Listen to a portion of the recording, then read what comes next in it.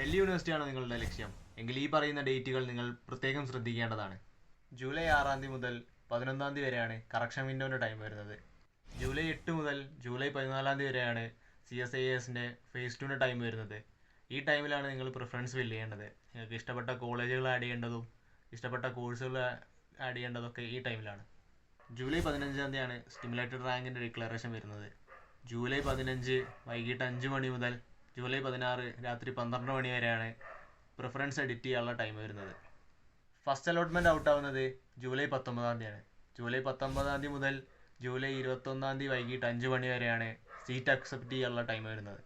ഇതേ സമയം ജൂലൈ 19 മുതൽ ജൂലൈ 22 വരെയാണ് കോളേജ് വെരിഫിക്കേഷനും അപ്രൂവലൊക്കെ നടക്കുന്നത്. അത് കഴിഞ്ഞ് ജൂലൈ 23 അഡ്മിഷൻ ഫീസ് അടക്കാനുള്ള അവസാന തീയതി. അത് കഴിഞ്ഞ് ജൂലൈ 24 DU വേക്കൻ്റ് ആയിട്ടുള്ള സീറ്റുകളുടെ എണ്ണം പുറത്തുവിടും. ജൂലൈ വൈകിട്ട് 5 മണി മുതൽ 25 വൈകുന്നേരം 5 മണി വരെയാണ് പ്രിഫറൻസ് റീ ഓർഡർ ചെയ്യാനുള്ള ടൈം വന്നിരിക്കുന്നത്.